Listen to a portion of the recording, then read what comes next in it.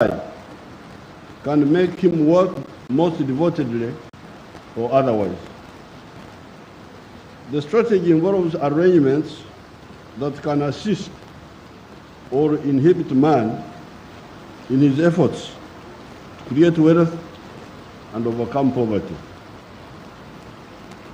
Man everywhere has been making progress on the front of combating oppression by nature, but at different paces.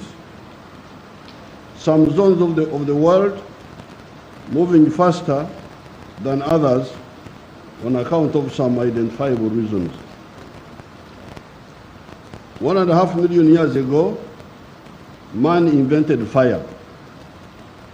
Fire enabled man to solve so many problems: to cook, to roast, to fry, to light, to warm oneself, etc.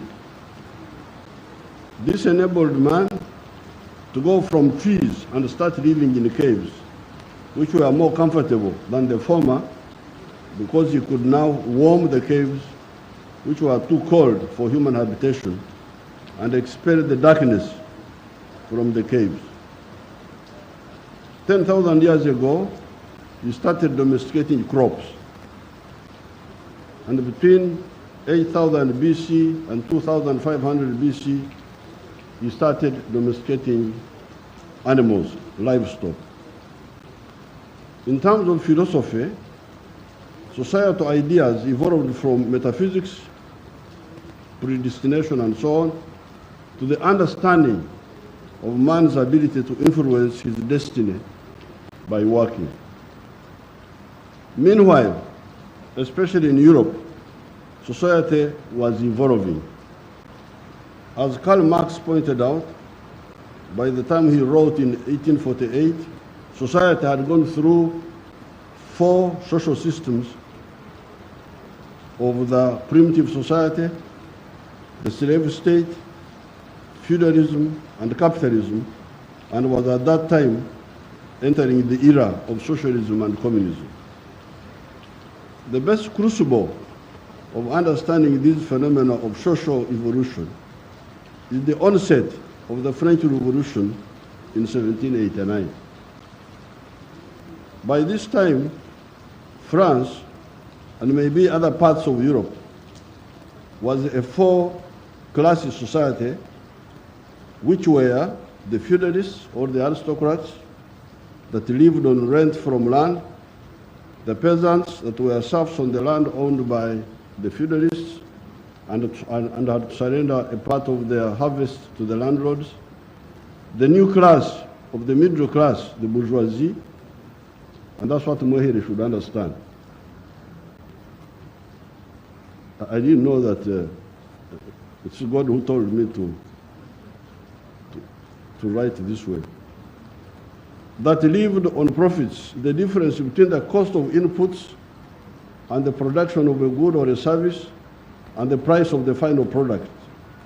These were manufacturers, traders, service providers, etc. And also the new class of the working class, the proletariat, who no longer owned anything except their labor, which they sold to the bourgeoisie in return for wages. This is how you, the businessmen, come on the scene. You are a historical phenomenon.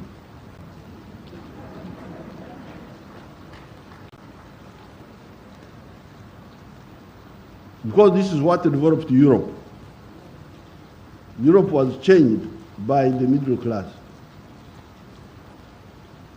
All these other people were there, feudalists, kings, what have you, they were there, the Pope, they were there. But the new force in Europe, which made Europe go ahead and we stay where we are now, was the middle class.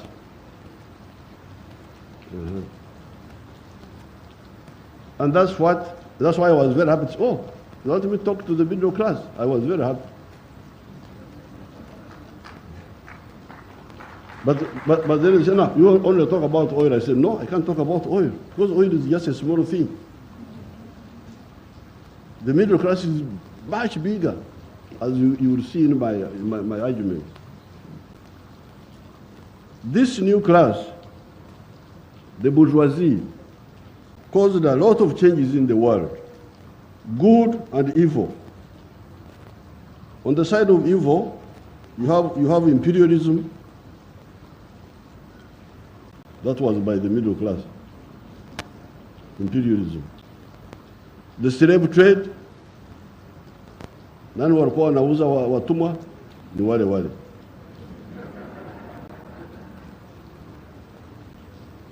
Which was part of what they call primitive accumulation of capital. Genocide, etc. However, on the positive side, the middle class, being interested in profits, apart from looking for raw materials, they also needed markets. Markets. Middle class, markets. When you produce, where do you sell?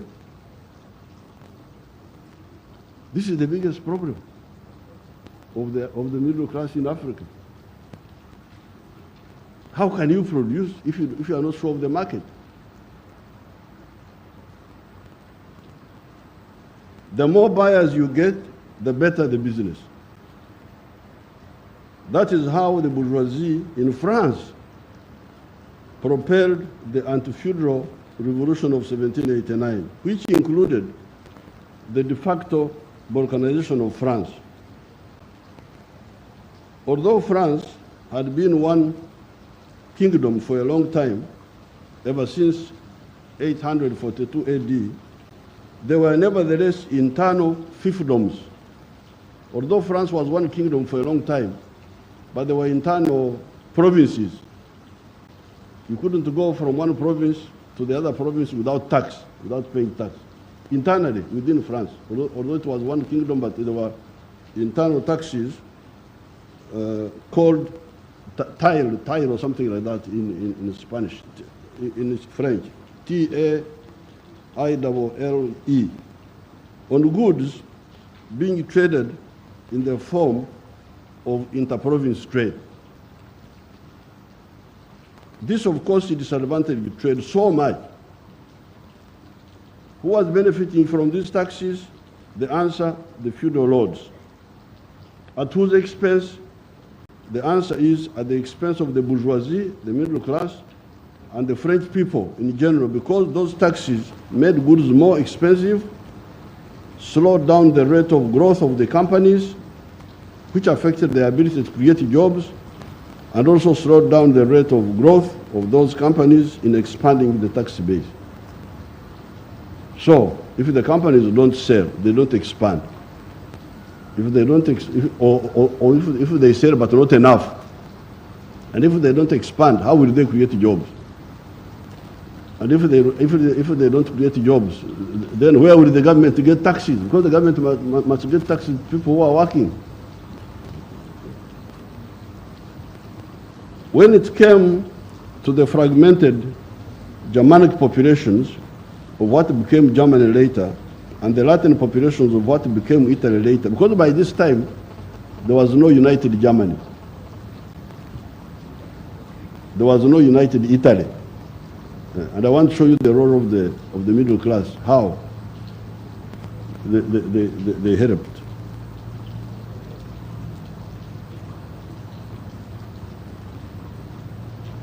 The fragmented Germanic populations of what became Germany later, and the Latin populations of what became Italy later, you see again the role of the business interests working for the integration of those peoples and countries.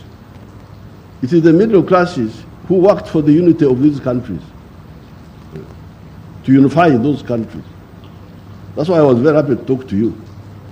Not just about oil and these small things.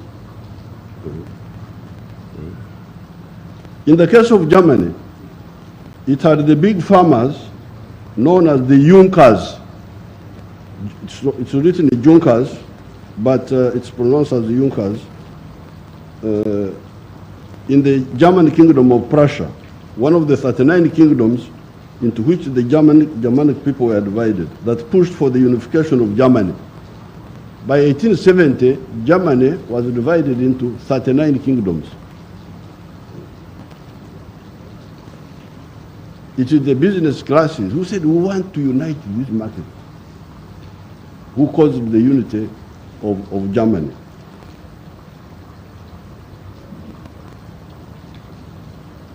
That effort was achieved in 1870, following the Franco-Prussian War of 1870. The unification of Italy was not one country until 1860, following efforts by people like Henry Cavour of Piedmont and Garibaldi. Earlier, in 1776, the British American colonies, again led by business interests, had liberated themselves from the rule of the British King George III. Their slogan, when they poured British tea in the sea at Boston, was "No taxation without representation." Again, a middle-class demand. The leaders of this movement, George Washington and others, correctly decided to unite the 13 British colonies of New Hampshire, Massachusetts, Rhode Island, New Jersey, Connecticut, Delaware, Maryland, etc., into the nucleus of the United States. This one you say today, the one which people are worshiping now instead of worshiping God. They're worshiping the United States. That by 1945 had become the most powerful country in the world. This country, USA, was created long after our countries over here. Uganda, Buganda, Bunyoro, Rwanda, Mirambo, the chiefdoms of Karagwe, much older than the US. But now the US is much stronger. Why? Because it was started on new ideas of partly the middle class, the business class.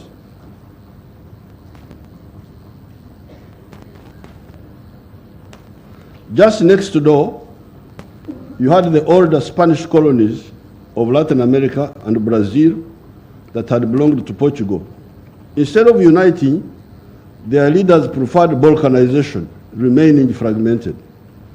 Today, with the help of television, you can see the different products of the two laboratories of history, one in North America and one in South America. In North America, you have power and prosperity. There are other internal challenges notwithstanding. In Latin America, you have weakness, poverty, insecurity, and desperation. You saw those people walking to the US. You have seen them on TV, those Latin American countries. Latin America is very rich in terms of natural resources. That's what I was saying last night. Mali asili sio biashara, natural resources. Natural resources are not business. They are not wealth. Latin America is very rich. A lot of water, a lot of forests, a lot of minerals, but people are very poor. Why? Because when you start a business in Honduras, it can't succeed. Honduras, El Salvador, Nicaragua, Panama. Huwezi kufaulu kibiashara in those fragmented markets. And one of the reasons, of course there are other reasons, but one of the reasons is you don't have enough market. You don't have enough market. In North America, you have power and prosperity. There are other internal challenges notwithstanding. In Latin America, you have weakness, poverty, insecurity, and desperation. You have seen on television thousands of desperate people walking on foot for thousands of miles, going to the success story of history, the USA, from the failed experiment of history of Latin America. The laboratories, the two laboratories are there. One laboratory, the US. The other one, Latin America. When it therefore comes to Africa, particularly East Africa, we cannot say that we are short of examples of what needs to be done in the last 500 years of the long human history. The question is, if you do not ensure the availability of some factors, including the availability of a large market, how will business grow? Secondly, the question is, if business does not grow, how will you create jobs? How will you ensure the production of goods and services that you need to import substitution and also for export promotion? How will you expand the tax base to get enough money for the government to provide adequate services to the people, including the building of the infrastructure itself? How will you solve this? If business doesn't grow, how will you solve all those problems?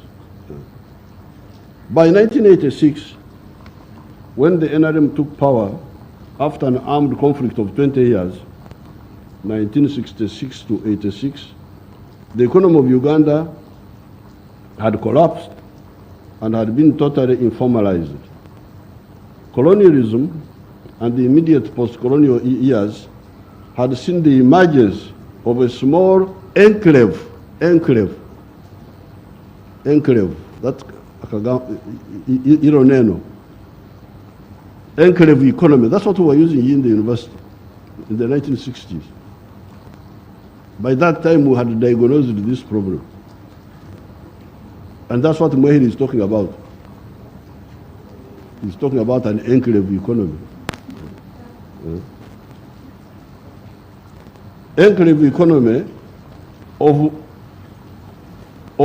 modernity, a small island of modernity, surrounded by a sea of backwardness.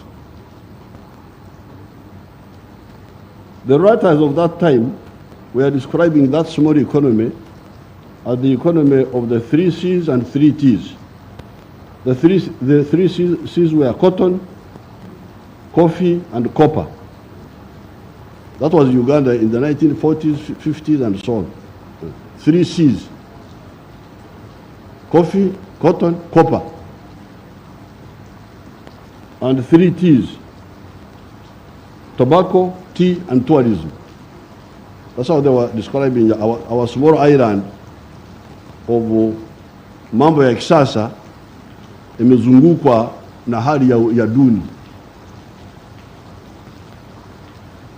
Villagers without income, without what? Wamezunguka katika island katika ziwa ka modernity. Electricity, simu, some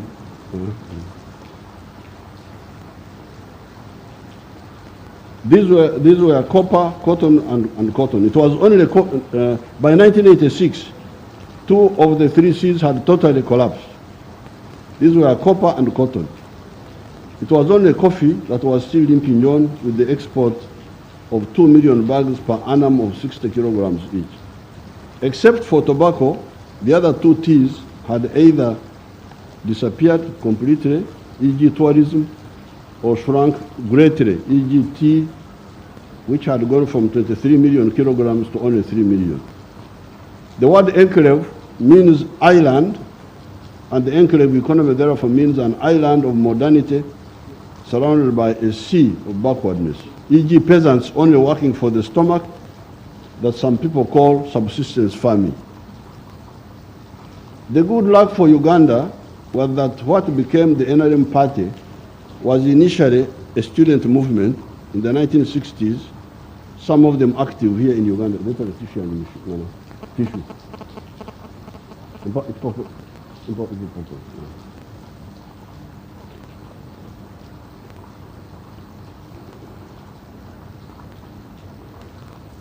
During that long period, tissue.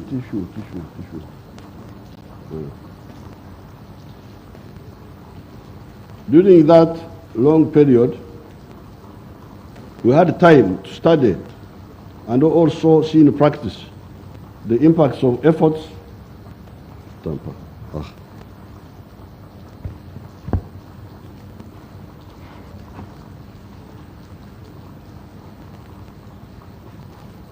During that long time, we had had time to study and also see in practice the impact of efforts for socio-economic transformation, positive and negative, by the different policy stimuli or disstimuli, if we can coin such a word. On account of that, especially our decision to encourage the private sector in Uganda, including bringing back the Indians who Idi Amin, in his ignorance, had expelled, being socialists notwithstanding, has enabled the economy of Uganda to grow at the rate of 6.5% per annum for the last 35 years. The economy could have grown much faster if it was not for the opportunists among us, the careerists, and the corrupt among us. This limited growth has transformed Uganda from a land into a land of surpluses, while in 1986 it was a land of shortages. We had shortages of sugar, salt, soap, textiles, paraffin, etc. The whole economy had been informalized into a magendo, speculation, black market, and shortages economy. It is now the opposite. Everything is in surplus: sugar, milk, maize, bananas, soap, other industrial products such as cement, steel bars, cooking oil, etc. The problem is the market. In order for these businesses to continue growing, we must access more of the internal market by the population acquiring more purchasing power, because part of the problem is that the people don't have money in their pockets, so they don't buy. That's one problem. The goods are there, but they don't buy enough. And also our manufacturers deepening the industrialization process. Although we say we have surplus milk today, our production having grown from 200 million liters in 1986 to now 2.8 billion liters, it is on account of Ugandans drinking only 60 liters of milk per person per annum. If they were drinking the recommended 210 liters per person per annum, Uganda, with its 43 million people, would need today 9 billion liters of milk per year. We are now crying, maziwa yamezidi, maziwa yamezidi. Maziwa yako wapi? 2.8 billion. But why?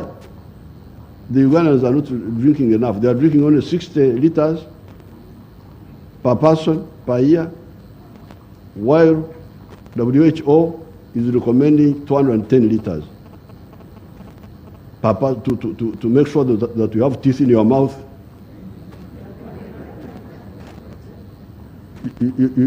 Your bones don't break. Mifupa imepasuka kwa sababu huna calcium ya kutosha. So although we are now fighting with Tanzania, buy our milk. We have excess milk. Tanzania buy, Kenya buy, Rwanda, but actually the internal market is still there, but it is dormant. Why? Because they don't have money in their pocket. Why? That's another story. Hence, the question of oversupply would not arise. Apart from the purchasing power, there is the issue of deepening industrialization. Ugandans have been crying with the issue of sugar. Tumekuwa tunagombana na jirani zetu juu ya sukari. Majirani wamekataa kuchukua sukari yetu. Marehemu bought some 20,000 from us, and the Kenyans have been buying, but there is still a surplus. But you will see that it is also an artificial surplus. Ugandans have been crying with the issue of surplus sugar, and surplus sugar cane in some parts of Uganda. Why? It is because Ugandans presently consume 380,000 tons of sugar per annum, while our production is currently 550,000 per annum. This is, however, sugar for chai only. Hii ndio wanazungumzia. Wanasema wameendelea sana, wako na sukari ya chai. How about industrial sugar for use by Coca-Cola, for pharmaceutical industries, like children's syrups? You know, the children, when you give them medicine, you don't give them the one which is bitter. You give them syrups. That is from sugar. Lakini hawa Waganda hawajatengeneza hiyo sukari. Sukari wanazungumzia ni ile ya chai peke yake.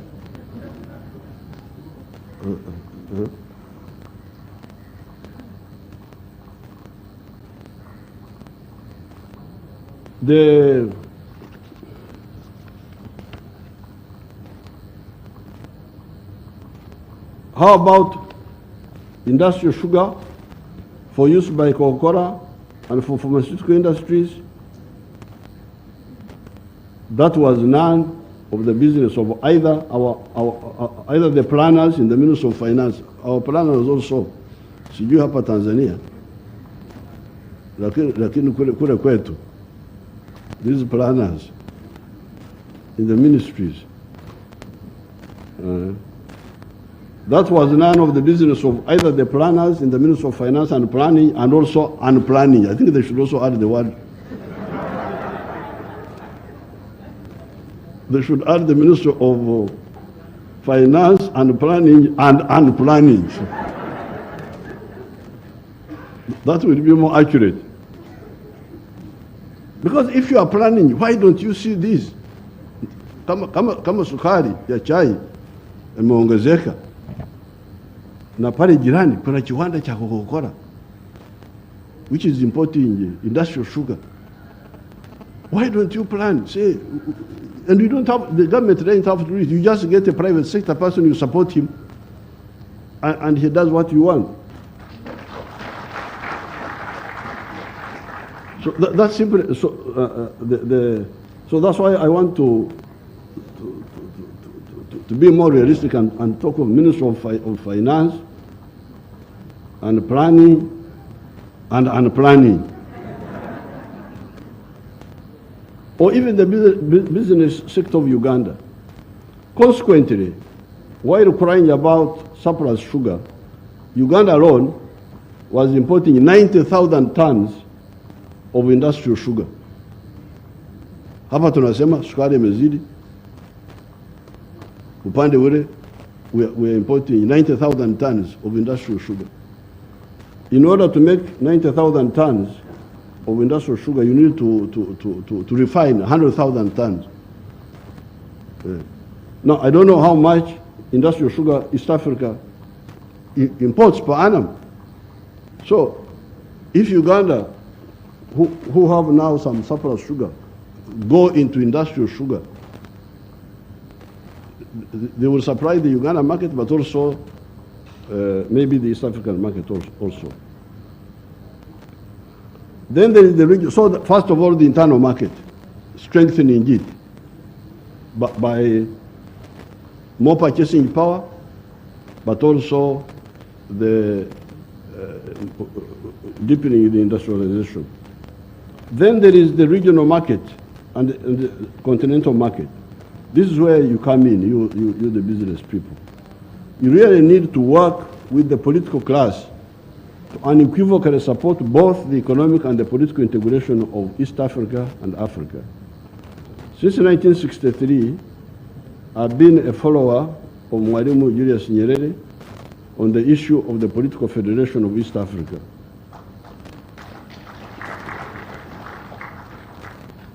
My staff later on will give some newspaper which I had sent one to Marehemu.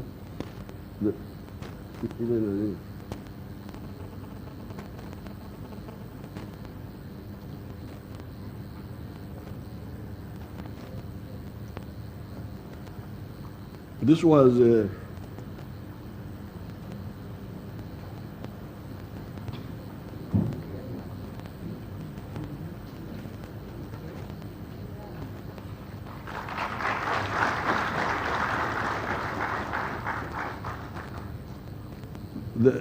I had.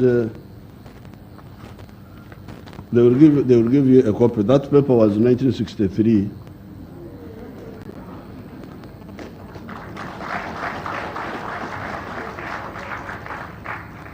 On the 5th of June, 1963, and you will see it. A federated East Africa would create a united market for the businesses of 200 million people, who will be 401 million by 2050, according to the UN.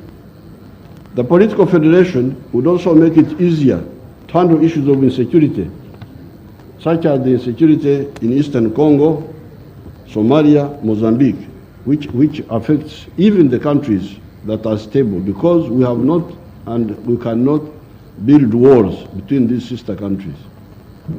Moreover, East Africa is quite homogeneous around the language of Swahili, on top of the shared heritage of the Bantu, Nilotics, Nilo-Hamitic, and Cushitic peoples of this area. Last night, Her Excellency talked of Ntungamo of Biharamulo, I think, that area. But the district where I was born in Uganda is called Ntungamo, in Uganda. And it is from the verb kutungama, when you go up. I think Swahili would say kupanda. Lugha za kule kwetu, kupanda is kutungama. When you go down, is okushuma. I think that's how you have got to Rusumo. You know that Rusumo, the other one in Burundi, Rwanda there, Rusumo, when you are going down, okushuma, when you are going down. So, hawa ni watu wa, sisi ni watu wa moja. It is these similarities and ancient linkages that should enable East Africa to achieve maximum unity in the form of political federation and economic integration. Then we'll go to the CFTA, the Continental Trade Area. I do not agree with Muammar Gaddafi, nor with Nkrumah Osajefo, nor did Mwalimu, on the issue of one government for the whole of Africa. At the continental level, you do not have the same similarities like you have in respect to East Africa and Central Africa. You may even have some irreconcilable contradictions that will not permit the maximum level of integration. However, the common market of Africa is possible and desirable. It would give business a market of 1.4 billion people today that will grow to 2.5 billion by 2050. The two levels of integration, political and economic for East Africa, as well as economic for the whole of Africa, will create a bloc with which we can negotiate durable market access internationally with the USA, China, EU, Russia, India, Japan, Indonesia, etc. You remember the world is Mpankuwe. Give me so that I give you also. Reciprocity. Why all those efforts? Why do we, the freedom fighters, who have been following Mwalimu since the 1960s, why do we insist on this? Why do we continue talking about this? It is on account of our search for prosperity. If the African societies are going to be prosperity, how will they be prosperous? They can be prosperous through business. Business, what does business need? Market. How do you get the market?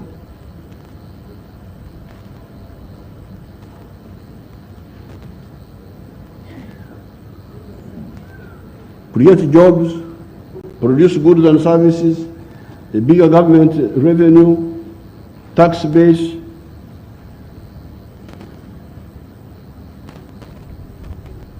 strategic security, and strategic security, strong armies that are able to ensure security and defend us against any and all enemies of whatever potential, taking advantage of our similarities, linkages, and a common history. In my view, this is part of the historical mission of the genuine business class of Africa. Otherwise, if we build a Latin America instead of a United States of America in Africa, we shall condemn our children to the sort of miseries you see in Latin America and even the Middle East, not to mention the harvest time for problems in Africa of today: Mali, Burkina Faso, Libya, Central African Republic, Somalia, Eastern Congo, Mozambique, etc. When we talk of business class, of the middle class, of the bourgeoisie, we should not forget that some of the middle class groups play a parasitic role in backward economies. China has within 70 years gone from being number 56 in the world in 1951 in the size of its economy to being number 2 today on account of the accuracy in analysis of its leaders of this issue of the middle class and also of other issues. Both Mao Zedong and Deng Xiaoping correctly disassembled the middle class into 4 types, if I remember correctly. When you say wafanya biashara, au wafanya biashara ni wa aina gani? Kwa sababu wafanya biashara wengine ni wazuri kwa afya ya economy ya uchumi wa nchi, wengine ni wabaya. These were the national bourgeoisie, the comprador bourgeoisie, the petty bourgeoisie, and the bureaucratic bourgeoisie. Of all these, the positive bourgeoisie were the national bourgeoisie, that part of the middle class that works to retain blood in Uganda and also to get blood from other countries, legitimately and equitably, to strengthen our economy. These are commercial farmers, manufacturers, service providers for activities that either substitute imports or promote exports. The bad elements are the comprador bourgeoisie, those who work for foreign interests in our economies in lines of business such as Ugandans could take up. These are mainly importers, commission agents, etc. A commission agent iko hapa kuuza bidhaa za wengine. How will he help our economy? The other dangerous group are the bureaucratic bourgeoisie, e.g. the civil servants. These are divorced from production, but are paid by the government and never bother to find out how the government gets the money, nor do they care about the rest of the citizens since they are paid whatever happens. The middle class we need are the national bourgeoisie, the commercial farmers, the manufacturers for imports and import substitution, export promotion, and service providers that either save or earn foreign exchange. Coming to the East African oil pipeline and the business opportunities it offers, I first declare that I have never been intoxicated by oil. Uganda discovered petroleum in 2006. It is now 15 years, but the oil has not been pumped out of the ground. Yet the economy of Uganda is growing. Japan is the 3rd richest country in the world, but it has no oil, no minerals, and no agriculture. It relies on the brains and the skills of its people. So is South Korea and even China. This is not to say that the oil of this region is not important. Oil has been important and will continue to be important. Oil transformed the very poor countries of North Africa and the Middle East into very affluent societies on account of the petrodollars that started flowing in that area following Gaddafi's activism for higher oil prices and the Arab-Israel War of 1973. There is now awareness that some uses of petroleum generate gases that create a blanket effect in the atmosphere that warms the temperature of the globe, melts the ice sheet and the glaciers, and causes the seas to rise and unpredictable rain patterns. That, however, is not the fault of oil. It is the fault of the misusers. Uganda, therefore, supports the movement towards cleaner energy sources, hydro, solar, wind, geothermal, and even nuclear, and we are preparing for all. 2 points are, however, clear. First of all, we shall use fossil energy for another 40 years. So you don't have to worry that the oil is about to run out of demand, because as I will show, there will always be demand for oil. In fact, although I'm never an opportunist, I cannot avoid not seeing an opportunity for some of us that have entered the nightclub when the notice for banning nightclubs was proclaimed. New nightclub goers will not book in, and hence we shall have the nightclubs to ourselves. You see, this campaign against oil is actually good for us, because many companies are fearing to invest in new oil ventures. But for us who are already there in the nightclub, since oil is still in demand, the price is now going up. I hear it has now gone to $83. Could this not be the reason for the price of oil going up? The climate salvation efforts are targeting correctly the use of coal for power generation and the internal combustion engines that should be replaced by electric engines. These are not the only uses of oil. There are safer uses of oil, and these are car tires. Car tires. These synthetic tires are much stronger than the rubber ones. So even if they stop the use of petrol to drive cars, the need for car tires will remain. And the petroleum tires are much better than the ones of natural rubber. So that one will never go away. And it doesn't pollute. You can tell me whether it pollutes the atmosphere at all. Secondly, chairs and car seats. My people use another word which I cannot follow, upholstery or something like that. But me, I prefer to call them chairs. Car chairs made of oil. Polyester. Hii shirt ambayo nimevaa 65% is polyester.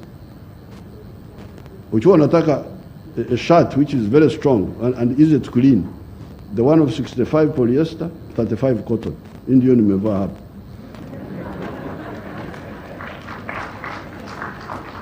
So the demand for polyester will not go away and should not go away, and it's not a problem to the environment. Nasikia madawa, medicine, that also oil is used in medicine. I don't know how. I've never taken any oil for medicine, but bitumen, asphalt, kupiga lami, is lami.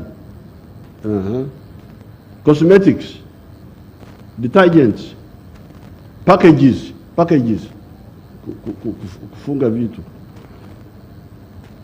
Here, the environment issue is no longer greenhouse gases, but waste disposal. If we can get a waste disposal, a good waste disposal policy, then the oil will be here forever.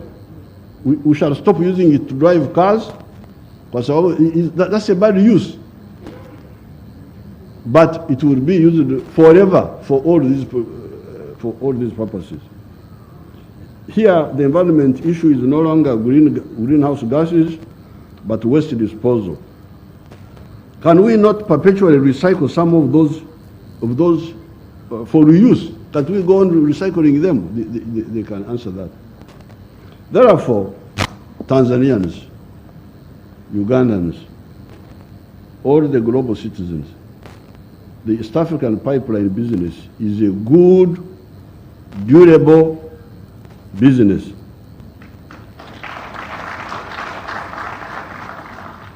It will create jobs during construction. Last night yesterday in the press conference, we saw that the pipeline would take $1.3 billion, but 600 million of that is on the construction. And then the other 270 something is on the factory which they will put in Uganda to heat the sections and so on. And then internal transport. So almost 900 million will be spent, mainly in Tanzania actually, because the portion of Uganda is small. But I don't mind because many of my relatives are in Tanzania, so.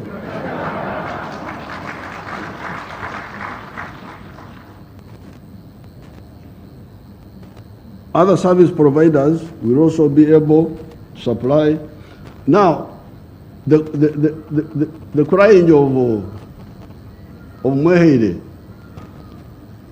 you see, I don't want to divert myself, but what he's talking about is the enclave economy. In Uganda, with these wonderful people, some of them are here, the politicians. Forget about the civil servants. Those ones are out of the question.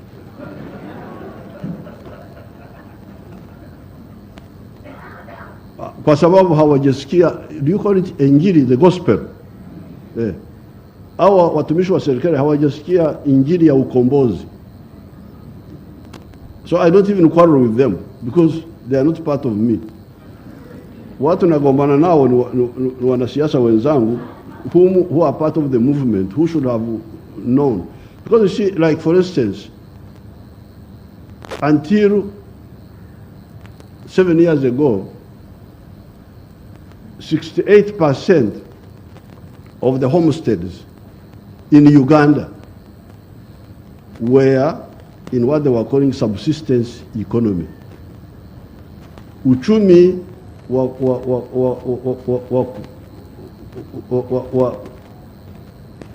to produce for the stomach only. Uchumi wa kuzalisha mali ya tumbo peke yake. 68%. So when you see these people here, honorable minister, honorable what, they have got 68% of their people. Wanatumikia tumbo peke yake. So what this young man is saying, this Mwehiri is the son of my schoolmate. If 68% of the people are out of the economy, out of the money economy, then what do you expect? What that Stanbic Bank should be working for? Okay, work for oil, all right. But also work to get the 68% into the money economy. That's what we should be working about. So when this young man comes here, pension funds in California, I don't know where. Now, because of my struggle with these people, I had to involve the army. The army, chukua mbegu kwa wale watu ambao wamelala, waanze kulima kahawa. Because of that struggle now, recently, they brought a new, you call it takwimu? Is it called takwimu? Statistics. They brought a new takwimu now. Manyumba, these are households. Manyumba ambayo bado yanalala ni 39 kwa 100 from 68. You can imagine. Up to 2013, when I involved the army, 68% of the Ugandans were just watazamaji wa mpira. As far as the economy is concerned. So, now how can you bring in pipeline, what? But how will they come? They're outside. You should bring them in. That's why I have to involve the army to kuchukua mbegu ya kahawa, ya matunda. We called it Operation Wealth Creation. That's how we're able to bring the watazamaji from 68% to now 39%.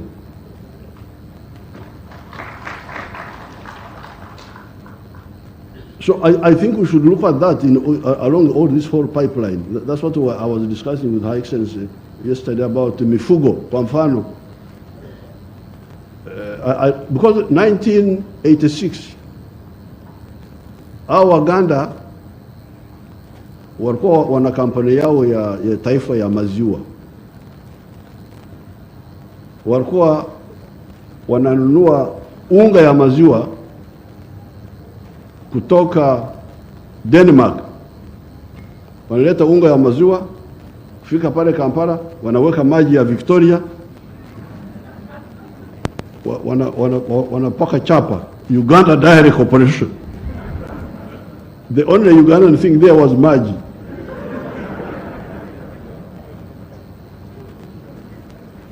But because of the struggle now, you hear that they have more milk now, surplus, so what they call surplus milk. So I think here along this route, if there are people who are just asleep, manyumba, we should wake them up, produce maziwa, so that maziwa chakula, so that they sell to these to our wafanyakazi. I'm about to finish. I'm very sorry, Your Excellency.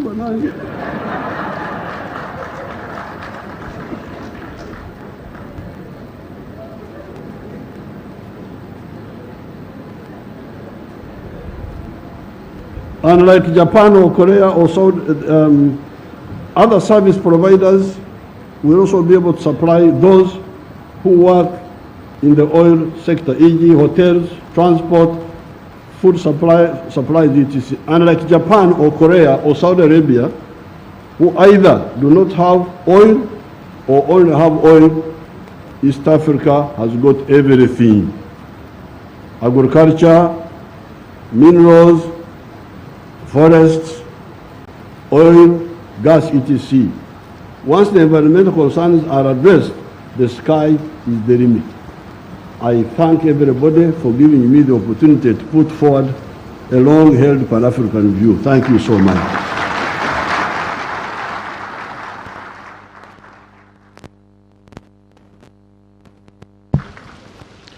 Asante sana Mheshimiwa Yoweri Kaguta Museveni, Rais wa Jamhuri ya Uganda. Kwa mara nyingine tena niombe tumpigie makofi Mheshimiwa Rais.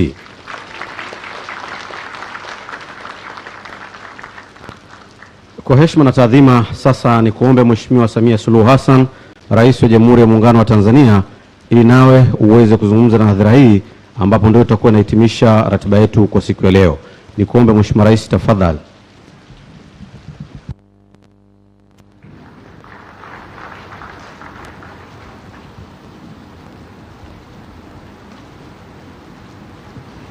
Nakushukuru MC.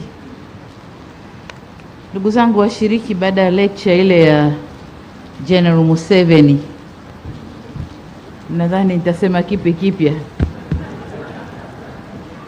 lakini kwa sababu nimeitwa ngoja niongee. Mheshimiwa General Yoweri Museveni, yesterday you were my brother, today you are a general.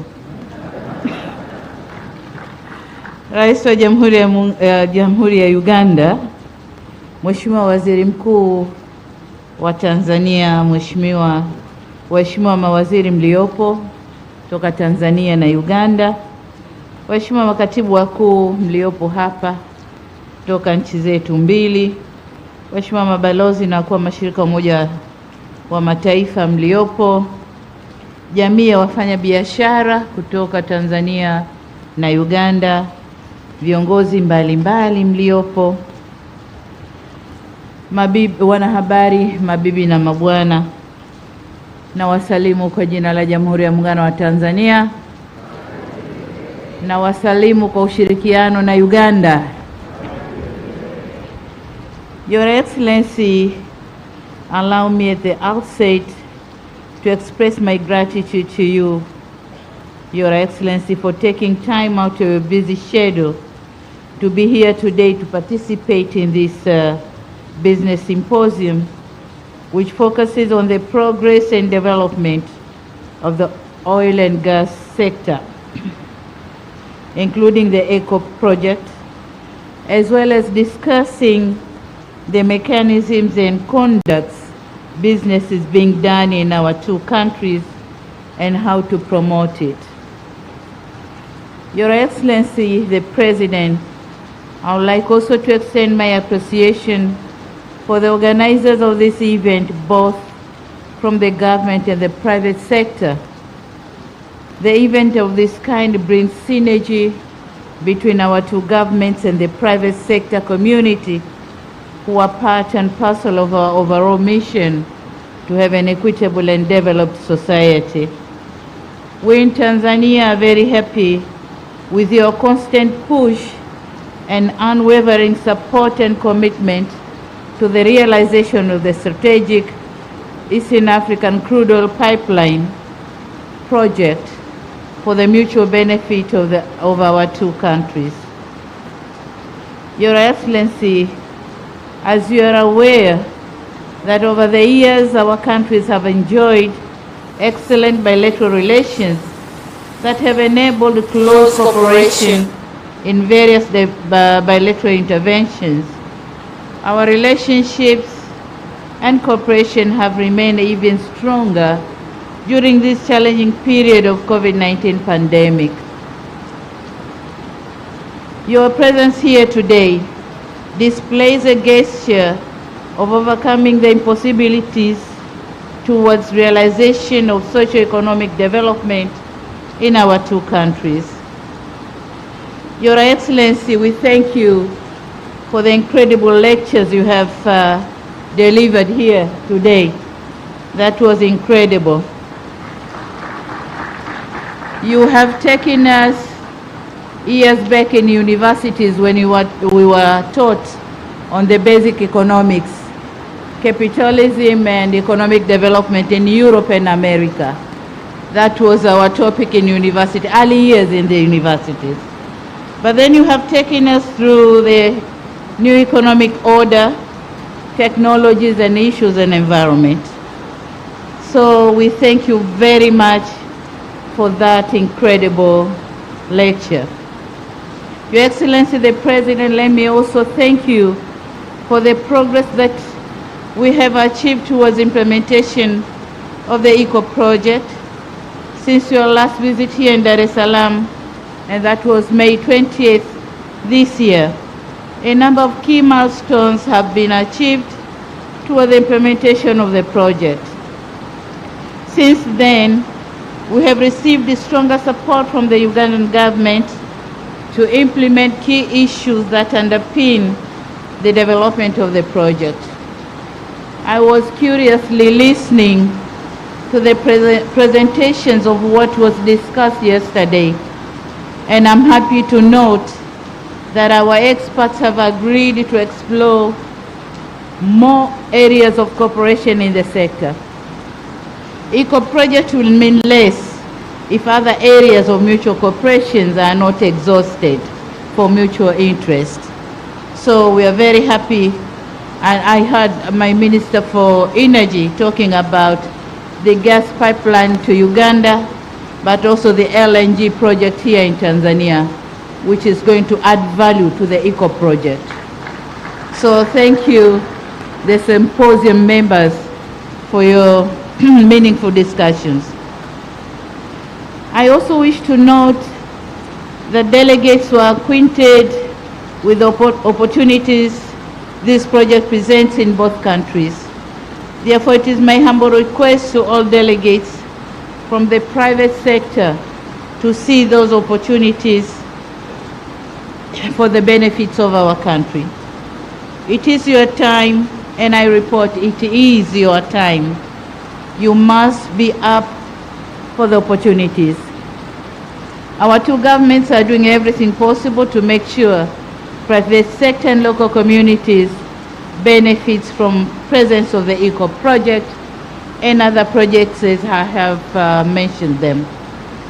Mheshimiwa Rais, katika kukuza ushirikiano katika sekta ya mafuta na gesi, napenda kuwaarifu na kuwafahamisha wawekezaji na wafanyabiashara hususan Uganda kwa Wizara ya Viwanda na Biashara kupitia Taasisi ya Utafiti na Maendeleo ya Viwanda TIRDO ina uwezo wa kutoa huduma mbalimbali za kibobezi ikiwemo kufanya ukaguzi katika vifaa, bomba ya kuhifadhi na kusafirishia mafuta na gesi kwa kutumia non-destructive test, yani NDT, na inayoharibu destructive test. Kuchomelea ambako kwenye sekta hii ya mafuta na gesi kunahitaji weledi na umakini wa hali ya juu wakati wa ujenzi, usimamizi na marekebisho. Nimefahamishwa kuwa usafirishaji wa mafuta yaliyochakatwa katika mabomba yanayopita kutoka nchi moja kwenda nchi nyingine yatahitaji kukidhi vigezo na viwango maalum, ambapo serikali imeiwezesha TIRDO kuwa na vigezo hivyo. Aidha, TIRDO inatoa huduma ya mafunzo ya ufundi wa kitaalamu kwa wachomeaji, yani certification of professional welders, ambapo wahitimu wataweza kukubalika au kutambulika kimataifa katika shughuli za kuchomea vitu mbalimbali ikiwemo vifaa vya mafuta na gesi. Na ni matumaini yetu kwamba kile kiwanda cha Igunga watakao kwenda kufanya kazi pale ni mafundi waliofundishwa na TIRDO. Na hapa Mheshimiwa Rais, kwa kuwa hili ni kongamano la wafanyabiashara, hatuna budi kuzungumzia uwekezaji katika nyanja nyingine ili kufanya biashara ya mafuta iendane na biashara nyingine. Katika eneo la uwekezaji, Tanzania na Uganda tumejitahidi, lakini bado jana tulikubaliana kwamba hatujafanya vizuri sana, tuendelee kujitahidi. Lakini tunapozungumzia uwekezaji ni lazima uendane na maendeleo endelevu ya kiuchumi na mifumo inayoimarishwa katika kujenga uwezo wa uzalishaji wa ndani wenye kuunganisha juhudi za kila sekta ya uchumi, yani forward and backward linkages, kumudu kwa kiwango kikubwa cha mahitaji ya soko la ndani na ushindani wa bidhaa kutoka nje. Nchi zetu zimejaliwa kuwa na rasilimali au maliasili nyingi ambazo hazijatumika ipasavyo. Amesema Mheshimiwa Rais hapa, kuwa na rasilimali au maliasili nyingi sio lazima uwe tajiri. Kwa hiyo sisi tunazo nyingi, lakini hatuko matajiri kwa sababu hatujazitumia ipasavyo kwa madhumuni ya kukuza uwekezaji. Hivyo basi ni muhimu kuendelea kuvutia uwekezaji katika nyanja mbalimbali ikiwemo viwanda vinavyotumia malighafi za ndani, hususan kwenye sekta za kilimo na maliasili, viwanda vinavyozingatia fursa za kijiografia, viwanda vinavyotumia nguvu kazi zaidi ili kuzalisha ajira, viwanda vinavyoendana na ukuaji wa miji, viwanda vitakavyozalisha bidhaa kukidhi mazingira ya biashara na kuwekeza zaidi kwenye rasilimali watu, na viwanda vinavyozaa viwanda vingine. Viwanda hivyo ni kama vile vya mbolea na kemikali kama alivyovitaja Mheshimiwa Rais hapa, vinavyotokana na byproducts za mafuta lakini pia gesi. Mheshimiwa Rais, kwa upande wa Tanzania nafarijika kusema kwamba jitihada tulizochukua katika kipindi kifupi cha takriban miezi 8 zimeweza kuleta chachu ya kuongezeka kwa uwekezaji nchini, na kumekuwa na kuongezeka kwa usajili wa miradi ya uwekezaji na kuongezeka kwa idadi ya ajira zinazotarajiwa kutokana na miradi iliyoandikishwa. Maboresho na jitihada yamepelekea pia kupungua muda wa upatikanaji wa vibali vya kazi kwa kuondoa urasimu, na hivi sasa hata ndani ya siku moja mwombaji anaweza kupatiwa kibali kupitia mfumo wa kielektroniki, yani e-permit. Mfumo huu unaruhusu pia upatikanaji wa kibali cha ukaazi, resident and work permit, katika kadi moja. Kabla ya hapo kibali kilikuwa kinachukua miezi 6 au zaidi. Maombi mengi yalikuwa yanakataliwa baada ya mwombaji kulipa a non-refundable fee. Sasa tumehisi hii haiko sawa, tumerekebisha na sasa mambo yanakwenda vizuri. Tumefanya pia marekebisho ya sheria ya kuratibu ajira za wageni, ambapo kwa sasa sheria inaruhusu mwekezaji kuingiza wataalamu hadi 10 kutoka idadi ya 5 ilivyokuwa kabla Oktoba 2021. Vile vile tumeanzisha kituo cha mawasiliano kwa uwekezaji katika kituo cha uwekezaji Tanzania, yani Tanzania Investment Call Center, ili kuhakikisha uundwaji wa mfumo wa ufuatiliaji malalamiko ya wekezaji na kuwapatia taarifa sahihi. Kituo hiki kimeanzishwa na kinafanya kazi kwa ufanisi. Tunaendelea kufanya maboresho muhimu ya kimuundo na kisheria ili kuhakikisha urahisi wa kuanzisha na kufanya biashara na uwekezaji hapa nchini. Mheshimiwa Rais na ndugu wafanya biashara, pia tumeimarisha jitihada zetu za kutenga na kuendeleza maeneo maalum ya kiuchumi ili kurahisisha uwekezaji mkubwa katika sekta ya viwanda, kilimo, teknolojia na usafirishaji. Katika kufanikisha hayo yote, tutajenga na kuimarisha sekta binafsi ili ikue na kuweza kuakisi utashi wa kisera na malengo ya kitaifa. Hivyo, sambamba na haki zinazotolewa, sekta binafsi ina wajibu wa kutekeleza majukumu yatakayoleta tija na kuweza kuendesha biashara kwa kufuata sheria, kanuni na taratibu za nchi na hatimaye kuweza kulipa kodi na ada stahiki za serikali. Uzoefu unaonyesha kuwa nchi nyingi duniani zimefikia viwango vya juu vya maendeleo kutokana na kutenga maeneo mbalimbali ya uwekezaji kupitia skimu mbalimbali kama vile Special Economic Zones, Export Processing Zones na nyingine za aina hiyo kwa ajili ya kuhakikisha uwekezaji unakuwa kwa kasi na kukuza mauzo ndani na nje ya nchi. Tutaendelea kuhakikisha tunamaliza au kuondoa kabisa vikwazo vyote visivyo vya kikodi, yani non-tariff barriers, kuhakikisha usalama wa mitaji pamoja na uhakika wa kutengeneza faida kwa wawekezaji wanaowekeza Tanzania. Na kwa wafanya biashara wa Uganda, niwaambie kwamba hivi karibuni tutafungua ofisi ndogo ya mamlaka ya bandari mjini Kampala ili kusogeza huduma hizi karibu na nyinyi. Waswahili wanasema mteja ni mfalme, kwa nasi tunasogea kwa mfalme wetu Uganda. Lakini ndani ya ofisi hiyo tutaweka afisa kutoka kituo cha uwekezaji ambao kwa wale wawekezaji watakaopenda kuja Tanzania wapate taarifa wakiwa pale. Mheshimiwa Rais, naomba sasa nitumie fursa hii tena kuwashukuru waandaaji wa kongamano hili pamoja na washiriki. Ni matumaini yetu kwamba kupitia kongamano hili litachochea zaidi uwekezaji na biashara kati ya nchi zetu mbili.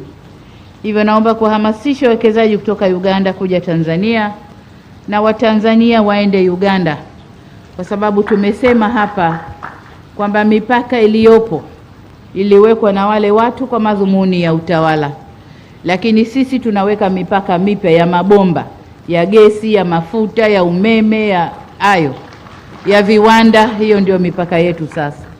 Kwa hiyo wafanya biashara mwe huru kwenda huko na kwenda huko. Mmoja wenu alisema hapa kwamba makongamano kama haya yaendelee, na ni kweli yaendelee, kwa sababu kule nyuma mlikuwa mnavutana, watu wa serikali huku, serikali kule, wafanya biashara na wafanya biashara. Badala ya kukaa na kuangalia vikwazo ni vipi na vipi tutaondosha, mlikuwa mna stick to vikwazo na kuvutana, kuwekeana kauzibe, asije na nyie msiende. Hiyo haisaidii upande wa Uganda wala Tanzania. La maana ni kuondoa vikwazo na wote tukasonga mbele. Kwa hiyo niwaombe mkutane tena mara nyingi, na jana nimewataka, mimi na Mheshimiwa Rais tumewataka watu wetu wa serikali, mawaziri, wakutane haraka kwenye ile tume yetu ya pamoja ya ushirikiano, waangalie changamoto tulizozizungumza jana ziondoshwe, ili nanyi wafanya biashara muweze kukaa kwenye nani zenu mkijua kwamba serikali imeondosha vikwazo, nanyi muondoshe vya kwenu, ili muweze kufanya kazi kwa haraka na tuone matokeo ya haraka. Wafanya biashara wa Tanzania ni mashahidi. Tulikuwa tunavutana hapa na Kenya, kila kinachokwenda hakipiti, hiki hakipiti na huku hakipiti, kule wakizuia, na mkoa wetu naye asema kuanzia leo hakipiti. Lakini tulikaa tukaelezana ukweli, tulikuwa tunachomeana kuku mipakani, dhambi tupu, viumbe wa Mungu, mnamwaga petroli mnachoma, haikuwa na maana. Lakini tumeondosha vikwazo, sasa biashara imekuwa mno. Ukiangalia figa za biashara, Kenya na Tanzania imekuwa mno. Tunataka biashara ikakue kwa upande wa Uganda pia, ikakue kwa upande ule pia. Mheshimiwa Rais amesema hapa, aliomba sisi tununue sukari kwake, lakini walisikia statement za waziri wetu kwamba hatutanunua, hatutakubali. Sasa that was nonsense. Mheshimiwa Rais, tutanunua sukari kutoka Uganda. Ndugu zangu, baada ya kusema hayo, niwashukuru na nimshukuru sana Mheshimiwa Rais kwa kuja kukubali kuwa nasi katika kongamano hili. Tunamshukuru kwa mambo mengi aliyotueleza. Kuna watoto wadogo wengi hapa ambao hawakupitia yale ambayo ameyaeleza, leo wameyajua. Naomba wote tukafanye kazi kwa pamoja, tuendeleze nchi zetu. Asanteni sana na Mungu awabariki. Asante sana. Asante sana Mheshimiwa Rais kwa hotuba hiyo. Naomba kwa mara nyingine tena tumpigie makofi Mheshimiwa Rais tafadhali. Mheshimiwa Rais, Waheshimiwa marais, kwa niaba ya wafanyabiashara wa pande zote mbili, nichukue fursa hii kuwashukuru kwa kutenga muda wenu kwa kushiriki katika hafla hii ya ufungaji wa kongamano la wafanyabiashara wa Tanzania na Uganda. Na kwa hotuba hizo basi, Mheshimiwa Rais, na heshima sasa kusema kwamba ndio imetimisha hafla yetu kwa siku hii ya leo, na na heshima kuweza kuwaruhusu kuendelea na ratiba nyingine. Nashukuru sana na asanteni.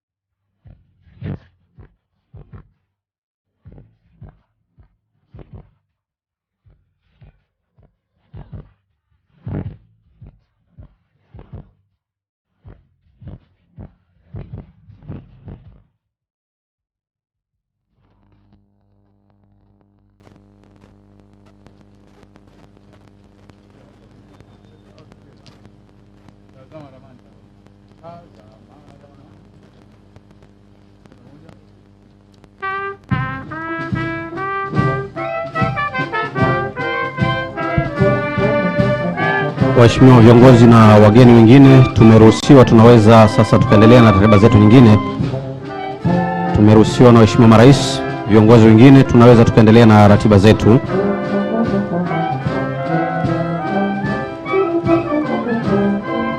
Ndugu wageni walikwa, viongozi na wafanyabiashara, tumeruhusiwa kuweza kuendelea na ratiba zetu. Tunaweza sasa tukaondoka tukaelekea katika shughuli zetu nyingine.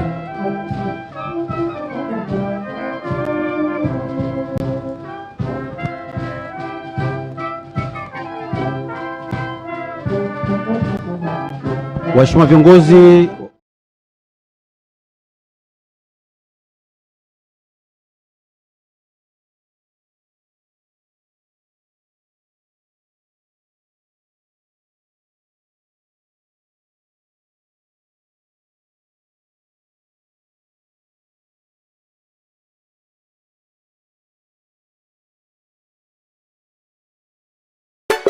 sina tabu